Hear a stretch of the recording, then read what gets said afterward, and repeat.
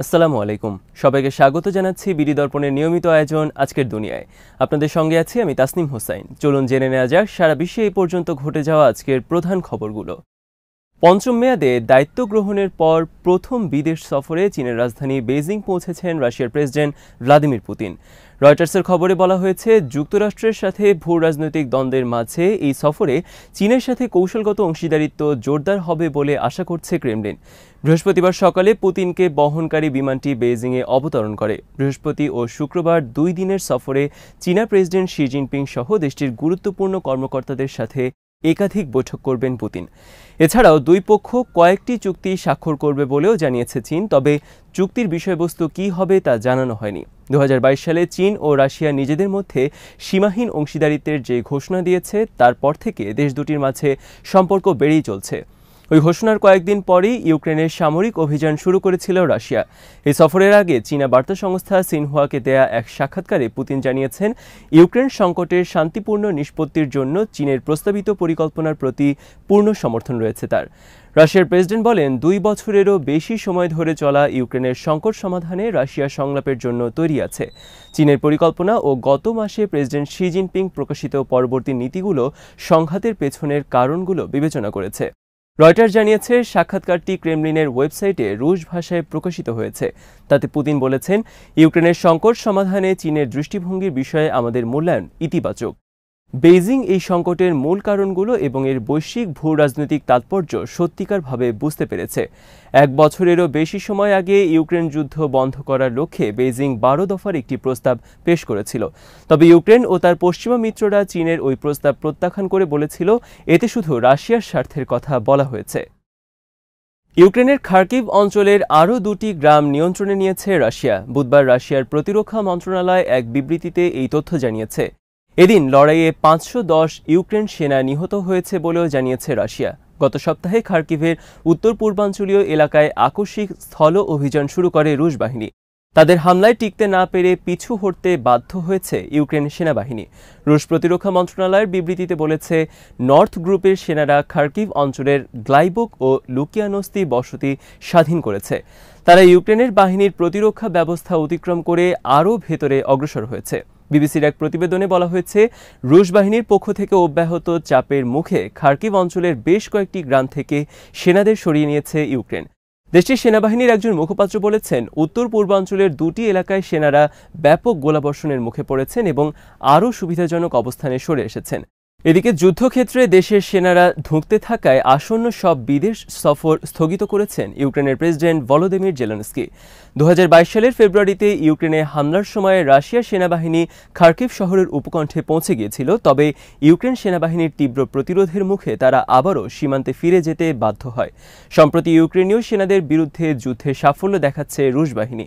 বুধবার রাশিয়ার প্রতিরক্ষা মন্ত্রণালয় জানিয়েছে, সর্বশেষ 24 ঘণ্টায় ডোনেস্ক অঞ্চলে 510 সেনাকে হারিয়েছে ইউক্রেন। মন্ত্রণালয়ের এক বিবৃতিতে বলা হয়, শত্রুরা 510 সেনা ছাড়াও হারিয়েছে 5টি আর্মার্ড কমব্যাট ভেহিকেল, 10টি সাধারণ যানবাহন, অন্তত 6টি হাউইটজার কামান এবং একটি কাস্টার রাডার স্টেশন।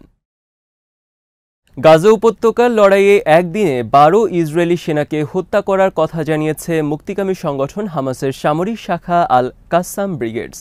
নিজেদের টেলিগ্রাম পোস্টে দেয়া এক বিবৃতিতে আল কাসাম বলেছে, উত্তর গাজার জাবালিয়া শরণার্থী শিবির এলাকায় তাদের হামলায় বুধবার নিহত হয়েছে 12 দখলদার সেনা। এরপর বিমান হামলার কভার নিয়ে ইসরায়েলি বাহিনী তাদের ধ্বংস হওয়া যুদ্ধযান ও সেনাদের লাশ নিয়ে গেছে। বিবৃতিতে আরও বলা হয়েছে, জাবালিয়া ক্যাম্পের 4 নম্বর ব্লকে একটি জটিল অপারেশনে একটি বাড়িতে আশ্রয় নেয়া একদল সেনার উপর 2টি অ্যান্টি পার্সোনেল শেল দিয়ে হামলা চালানো হয়। এরপর একটি উদ্ধারকারী দল সেখানে এলে তাদের ট্যাঙ্কের ওপর সুয়াত বিস্ফোরক দিয়ে হামলা করা হয়। এতে অন্তত 12 সেনার মৃত্যুর কথা নিশ্চিত করেছে আল কাসামের যোদ্ধারা। এই ঘটনার পর ওই এলাকা থেকে সরিয়ে নেওয়া হয়েছে ইসরায়েলি বাহিনীকে। একই দিন জাবালিয়া ক্যাম্পের কাছে ইসরায়েলি বাহিনীর আরেকটি মার্কাভা ট্যাঙ্ক লক্ষ্য করে বিস্ফোরণ ঘটিয়েছে যোদ্ধারা।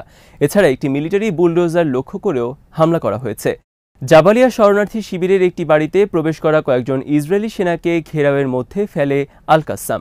এরপর তাদের উপর কয়েক দিক দিয়ে একযোগে হামলা চালায়। এদিন জাবালিয়া এলাকায় একটি ইসরায়েলি ড্রোন ভূপাতিত করেছে তারা। বুধবার জাবালিয়া এলাকায় একদল ইসরায়েলি সেনার উপর ড্রোন থেকে অ্যান্টি পার্সোনেল মিসাইল হামলা চালিয়েছে আল কাসাম। দক্ষিণ গাজার রাফা শহরে ঢুকে পড়া দখলদার সেনাদের উপর বুধবার অনেকগুলো হামলা চালিয়েছে আল কাসাম ব্রিগেড। দক্ষিণ গাজার রাফা শহরে ঢুকে পড়া দখলদার সেনাদের উপর বুধবার অনেকগুলো হামলা চালিয়েছে আল কাসাম ব্রিগেডস। আল তাবিন মসজিদের কাছে এক সেনাকে হত্যা করেছে আল কাসামের স্নাইপার যোদ্ধারা। এছাড়া কয়েকটি পয়েন্টে দখলদার সেনাদের উপর আল ইয়াসিন রকেট দিয়ে হামলা হয়েছে। ইসরায়েলি সেনা এবং গাজার বাইরের অবৈধ ইহুদি বসতিগুলোর উপর মর্টার হামলাও করা হয়েছে। বুধবার দখলদার বাহিনীর উপর বেশ কিছু আক্রমণের ভিডিও প্রকাশ করেছে আল কাসাম ব্রিগেডস। ভিডিওতে গাজার বিভিন্ন এলাকায় ইসরায়েলি সেনাদল ও সামরিক যানবাহনের ওপর হামলার দৃশ্য রয়েছে। প্যালেস্টাইন ক্রনিকলের খবরে বলা হয়েছে, বুধবার জাবালিয়া শরণার্থী শিবির এলাকা থেকে সরে যাওয়ার কথা জানিয়েছে ইসরায়েলি সামরিক বাহিনী। গত এক সপ্তাহ ধরে জাবালিয়ায় অভিযান চালাচ্ছে তারা। প্রতিরোধ যোদ্ধারা এলাকাটিতে নতুন করে সংঘটিত হয়েছে এমন খবর পাওয়ার পর পুনরায় জাবালিয়ায় প্রবেশ করে ইসরায়েল। তবে গত এক সপ্তাহে প্রতিরোধ যোদ্ধাদের সাথে লড়াইয়ে দখলদার বাহিনীর প্রচুর ক্ষয়ক্ষতি হয়েছে। প্রায় প্রতিদিনই তাদের সেনা ও ট্যাঙ্ক ধ্বংস করার খবর দিয়েছে প্রতিরোধ যোদ্ধারা। প্রত্যক্ষদর্শীরা আল জাজিরাকে জানিয়েছেন, ফিলিস্তিনি বাড়িঘরের ওপর ইসরায়েলি বিমান বাহিনীর হামলার সুযোগ নিয়ে স্থলবাহিনী জাবালিয়া ছেড়ে চলে গেছে। এদিকে বুধবার রাফায় এক সেনা নিহত হওয়ার কথা স্বীকার করেছে ইসরায়েল। গত সপ্তাহে গাজার সর্বদক্ষিণের ওই এলাকায় শুরু করা স্থল অভিযানে এই প্রথম কোনো ইসরায়েলি সেনা নিহত হলো।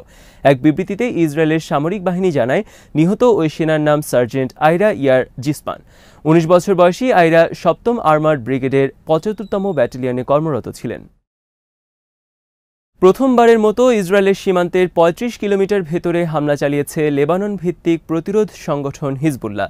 বুধবার তাদের একটি আত্মঘাতী ড্রোন ইসরায়েলের ইলানিয়ার সামরিক ঘাঁটিতে হামলা চালিয়েছে। ঘাঁটিটি তাবারিয়া শহরের কাছে অবস্থিত। হিজবুল্লাহ জানিয়েছে, এদিন তারা ইসরায়েলি বিমান বাহিনীর নজরদারি ও শনাক্তকরণ ব্যবস্থাকে লক্ষ্য করে যে হামলা চালিয়েছে তারই অংশ ছিল ওই ঘাঁটিতে হামলা। সরাসরি টার্গেটে আঘাত এনেছে হামলাটি, তবে হিজবুল্লাহ বলেছে এটি ছিল সীমিত আকারের হামলা। টাইমস অফ ইসরায়েলের খবরে বলা হয়েছে, বুধবারে হামলাটি ছিল এখন পর্যন্ত ইসরায়েলের সবচেয়ে ভেতরের দিকে চালানো হামলা। হিজবুল্লাহ আরও জানিয়েছে, বুধবার তারা ইসরায়েলের রাস আল নাকোরা সেনা ঘাঁটিতে কামানের গোলার সাহায্যে একটি হামলা চালিয়েছে। এছাড়া হামলা করা হয়েছে আল সামাকা নামের আরেকটি ঘাঁটিতেও। দুটি হামলায় সরাসরি টার্গেটে আঘাত হেনেছে বলে জানিয়েছে সংগঠনটি। হিজবুল্লাহর মিডিয়া বিভাগ এদিন হামলার একটি ভিডিও প্রকাশ করেছে, যাতে ইসরায়েলি বাহিনীর রাডার স্টেশন এবং নজরদারি সামগ্রীর উপর হামলার দৃশ্য রয়েছে। টাইমস অফ ইসরায়েল জানিয়েছে, বুধবার সকালের দিকে দক্ষিণ লেবানন থেকে অন্তত 5 ডজন রকেট ছোড়া হয়েছে ইসরায়েল লক্ষ্য করে। বেশিরভাগ রকেটের টার্গেট ছিল মেরন পর্বত এলাকার একটি এয়ার ট্রাফিক কন্ট্রোল সেন্টার। অন্তত একটি রকেট ছোড়া হয়েছে বিরানিত সেনাঘাঁটি লক্ষ্য করে। ইসরায়েলি সেনাবাহিনী বলছে, হিজবুল্লাহর রকেট হামলায় মাউন্ট মেরন সেনাঘাঁটিতে কিছু ক্ষয়ক্ষতি হয়েছে। এদিকে ইরাক ভিত্তিক মিলিশিয়া গোষ্ঠী ইসলামিক রেজিস্ট্যান্স ইন ইরাক বুধবার ইসরায়েল লক্ষ্য করে হামলা চালিয়েছে। তারা ইসরায়েলের ওয়াদি আরিনা ও নেভাতিম বিমান ঘাঁটি লক্ষ্য করে মিসাইল হামলা চালায়। এক বিবৃতিতে সংগঠনটি বলেছে, আল আরকাব ক্রুজ মিসাইলের সাহায্যে হামলা চালানো হয়েছে। হামলার একটি ভিডিও প্রকাশ করেছে সংগঠনটি। এছাড়াও এদিন ইসরায়েলের ইলিয়াত বন্দর লক্ষ্য করেও হামলা চালানো হয়েছে ইরাক থেকে। গাজার রাফায় অবিলম্বে হামলা বন্ধে ইসরায়েলকে হুমকি দিল ইউরোপীয় ইউনিয়ন। ইউরোপের 27 দেশের এই জোট ইসরায়েলকে সতর্ক করে বলেছে, রাফায় হামলা বন্ধ না করলে জোটের সঙ্গে ইসরায়েলের সম্পর্কের অবনতি ঘটবে। বুধবার ইউরোপীয় ইউনিয়নের পররাষ্ট্র নীতি বিষয়ক প্রধান জোসেফ বোরেলের দেওয়া এক বিবৃতিতে ইসরায়েলকে এভাবে হুমকি দেওয়া হয়। বিবৃতিতে বলা হয়, ইসরায়েল যদি রাফায় সামরিক অভিযান অব্যাহত রাখে তাহলে অনিবার্যভাবে ইসরায়েলের সঙ্গে ইউরোপীয় ইউনিয়নের সম্পর্কের উপর ব্যাপক প্রভাব পড়বে। বিবৃতিতে সংগঠনটি বলেছে, রাফায় অবিলম্বে সামরিক অভিযান বন্ধ করতে ইসরায়েলকে আহ্বান জানাচ্ছে ইইউ। এই অভিযান বন্ধ না হলে গাজায় মানবিক ত্রাণ সহায়তা কার্যক্রম আরও বেশি ব্যাহত হবে। এতে নতুন করে বিপুল সংখ্যক মানুষ উদ্বাস্তু হবে, দেখা দেবে দুর্ভিক্ষ, মানুষের দুর্দশা আরও বাড়বে। বিবৃতিতে ইইউ বলছে, ইসরায়েলের আত্মরক্ষার অধিকার থাকলেও তাদের সেটা করতে হবে আন্তর্জাতিক আইন মেনে এবং বেসামরিক নাগরিকদের নিরাপত্তা নিশ্চিত করে। এদিকে গাজায় ইসরায়েলের নিরঙ্কুশ বিজয় অর্জন করা সম্ভব কিনা সে ব্যাপারে সন্দেহ পোষণ করেছে যুক্তরাষ্ট্র। দেশটির উপপররাষ্ট্রমন্ত্রী কার্ট ক্যাম্পবেল বলেছেন, জো বাইডেনের প্রশাসন মনে করে না যে হামাসকে হারিয়ে ইসরায়েলের এই নিরঙ্কুশ বিজয় অর্জিত হতে পারে। গাজায় হামলা শুরুর পর নেতানিয়াহু প্রায়শই বক্তৃতা বিবৃতিতে নিরঙ্কুশ বিজয় কথাটি ব্যবহার করে আসছেন।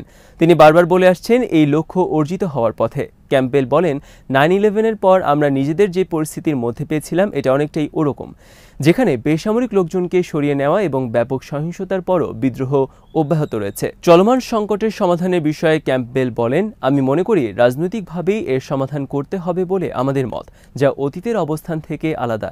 বিশ্বের আরও অনেক দেশও এই রাজনৈতিক সমাধানের দিকে অগ্রসর হতে চায়, যেখানে ফিলিস্তিনিদের অধিকার আরও সুরক্ষিত হবে। বিতর্কিত সংশোধিত নাগরিকত্ব আইন বা সিটিজেনশিপ অ্যামেন্ডমেন্ট অ্যাক্ট কার্যকর শুরু করেছে ভারত। এই আইনের অধীনে প্রথমবারের মতো 14 জনকে নাগরিকত্ব দিয়েছে দেশটি। চলমান লোকসভা নির্বাচনের মধ্যেই বুধবার নয়াদিল্লিতে আয়োজিত এই অনুষ্ঠানে 14 জন আবেদনকারীর হাতে নাগরিকত্বের সনদ তুলে দেন দেশটির স্বরাষ্ট্র সচিব অজয় কুমার ভাল্লা। এর আগে চলতি বছরের মার্চে বিতর্কিত সংশোধিত নাগরিকত্ব আইন কার্যকরের কথা ঘোষণা করেছিল ভারত। এনডিটিভি জানিয়েছে, নতুন আইনে নাগরিকত্বের আবেদনের যোগ্যতার জন্য ভারতে থাকার সময়কাল 11 বছর থেকে কমিয়ে 5 বছর করা হয়েছে। আইনটিতে বলা হয়েছে, 2014 সালের 31 ডিসেম্বরের আগে পাকিস্তান, বাংলাদেশ ও আফগানিস্তান থেকে ধর্মীয় নিপীড়নের শিকার হয়ে যে সকল অমুসলিম উদ্বাস্তু ভারতে এসেছেন তারাই এই আইনের অধীনে নাগরিকত্বের আবেদন করতে পারেন। 2019 সালে সংশোধিত নাগরিকত্ব আইন পাশ হওয়ার পরই দেশজুড়ে বিক্ষোভ ছড়িয়ে পড়ে। বিজেপি বিরোধী বিভিন্ন ভারতীয় দল ছিল সেই বিক্ষোভের নেতৃত্বে। অনেকেই আশঙ্কা করছেন, আইনটি কার্যকর হলে উত্তর পূর্ব ভারতের রাজ্যগুলোতে শরণার্থীদের ভিড় ব্যাপক হারে বৃদ্ধি পাবে, ফলে ভাষাগত ও সাংস্কৃতিগত সমস্যা প্রকট হতে পারে।